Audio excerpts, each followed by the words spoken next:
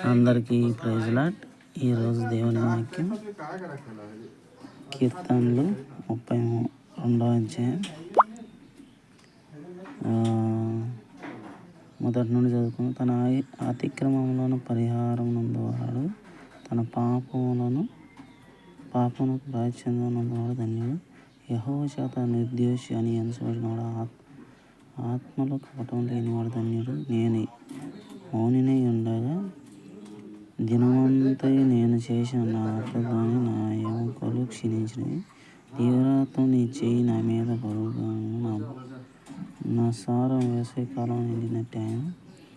నా దోషమును కప్పుకొనక నీ ఎదుట నా పాపం ఒప్పుకుంటుని. యెహోవా సన్నిధిలో నా అతిక్రమములు ఒప్పుకొనుకుంటుని.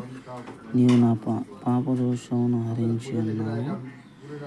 అవును, నీ దర్శన కాలమందు భక్తిగల వారందరూ ప్రార్థన చేయుదురు.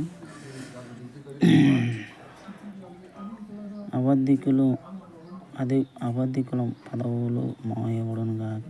వారు గర్వమును అసహ్యమును అగపరచును. నీతి మంతుల మీద కఠోరమైన మాటలు పలుకుదురు.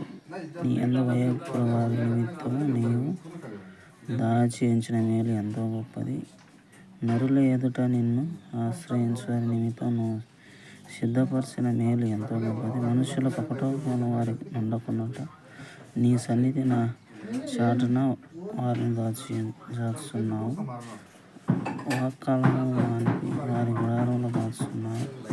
ప్రాకారము గల పట్టణంలో యెహోవా తన కృపను ఆశ్చర్యముగా నాకు చూపించున్నాడు. ఆయన స్తుతి నందును గాక. భీతి చెందినవాడై నీకు కనపడకుండా నేను నాశనమైతిని అనుకుంటుని. ఆయన నీకు మొరపెట్టగా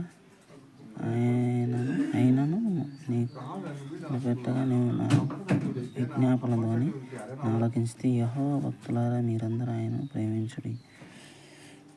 యెహోవా విశ్వాసులను కాపాడును.